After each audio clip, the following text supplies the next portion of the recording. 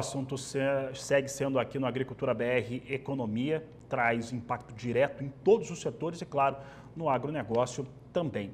Para falar a respeito de temas relevantes aqui para o produtor rural brasileiro, eu converso agora ao vivo pela internet com o economista Roberto Troster, que participa do programa conosco ao vivo. Troster, antes de começar a entrevista, um ótimo ano para você, um feliz 2024. Sempre um prazer tê-lo por aqui.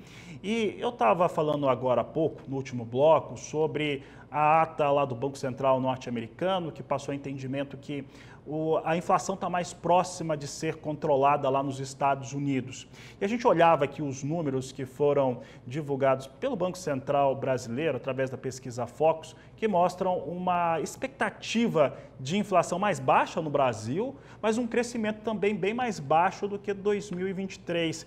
O que você espera para esse 2024 nessa relação? Troster, boa tarde, seja bem-vindo. Boa tarde, obrigado, Vitor. Um super 2024. Preços bons, safra boa. O que eu espero? Nos Estados Unidos, o melhor indicador é a taxa de longo prazo. Essa taxa de juros apresenta uma leve, quer dizer, os mercados como um todo estão esperando que a inflação comece a ceder.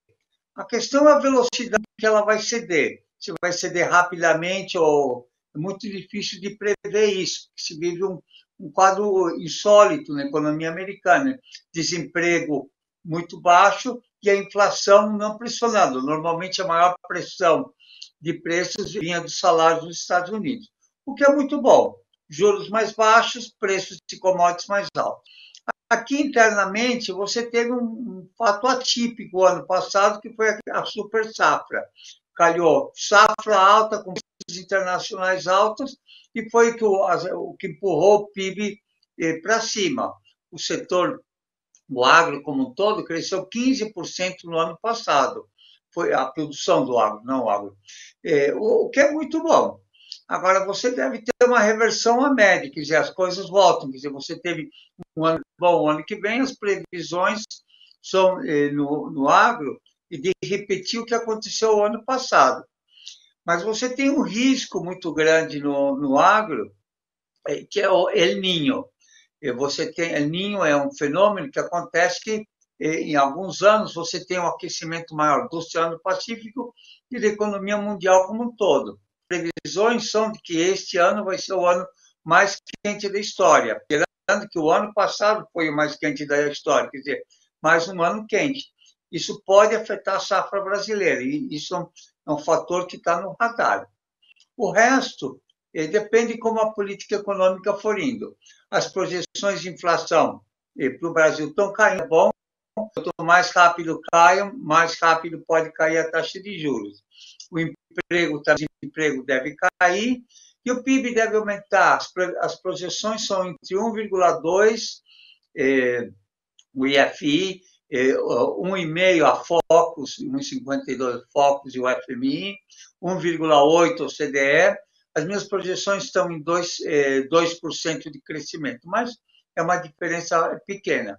O que é bom, o Brasil crescer 2% comparado com os anos passados é bom. Se a gente olha para frente, ou se olha para os vizinhos, estamos crescendo um pouco, dá para fazer mais. E dentro desse cenário, Troster, que você falou pode fazer mais, nós tivemos no finalzinho de 2023, o ministro da Fazenda, Fernando Haddad, anunciou uma medida provisória revogando aquela desoneração da folha de 17 setores. E foi um dos poucos momentos que eu vi setor patronal e setor de trabalhadores meio que no mesmo discurso em relação à necessidade de continuar essa desoneração, principalmente por conta de setores que foram afetados pela pandemia. Este tipo de fator pode, de alguma forma, afetar emprego no Brasil? E aí, falando consequentemente em cascata, também consumo de alguns produtos agropecuários, como carne bovina, carne de frango, aqui no Brasil? Olha, eu acho que é muito resultado do lobby, quer dizer, de uma hora para outra, trabalhadores começam a olhar por que só 9% da força de trabalho e não 100% da força de trabalho. Ou não são os 9 setores, os 17 setores que mais empregam. Só o comércio emprega mais que esses 17 setores juntos, e ele não está contemplado na norma. Quer dizer, a medida em si, o que acontece? Por que alguns pagam menos e outros vão pagar mais? É isso que nós queremos, um Brasil mais injusto ainda? Eu acho que o governo fez muito bem em vetar a medida, o Congresso deu um passo para trás, pressão de lobby muito bem feito, tanto que é um lobby que deu resultado, mas no médio prazo, o que acontece? Menos imposto, mais dívida, mais juro. Na semana passada, a proposta de orçamento mostra 5,3 bilhões de reais. Metade disso é para pagar juros e amortização da dívida. Faz sentido a gente continuar pagando cada vez mais juros. Eu acho que, nesse caso, acho que os trabalhadores estão de carona, acho que empresários querem pagar menos impostos, isso há margens, mas eu acho que um retrocesso nesse sentido. Eu acho que a gente tem potencial para crescer, temos que parar de pagar tanto juro. E para parar de pagar tanto juro, todo mundo tem que pagar a mesma quantidade de impostos. Não é só uma questão desses setores. Há outras distorções na tributação também. Muito bem, Troster. Olha só, o Nicolau Garcia acabou não colocando o estado de onde ele está falando, mas ele está perguntando como é que devem ficar as relações de Brasil com os países do Mercosul. Eu imagino que o Nicolau questiona isso, principalmente por conta do novo governo da Argentina. Como é que você imagina essa relação do Mercosul? E o Mercosul hoje, para a economia brasileira, ele é relevante? Ele tem um peso realmente diferenciado, Troster? Ele tem peso tanto nas importações e exportações. A Argentina é o país que mais compra produtos industriais. As perspectivas são de que a Argentina vai ter um ano difícil esse, possivelmente no outro comece a crescer mais.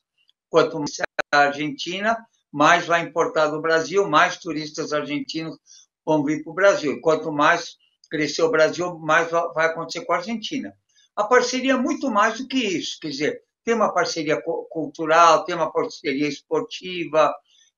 O Tevez ganhou 2 milhões, agora o ganhou como melhor brasileiro argentino. Então, eu acho que é um parceiro, um jeito carinhoso de chamar os argentinos, são los hermanos, e vão continuar sendo. Sobe presidente, desce presidente, quer dizer, e isso afeta um pouco, mas na média somos hermanos, acho que cada vez mais integrados em tudo. Acho que ganha a Argentina, ganha o Brasil e ganha o Mercosul, essa parceria.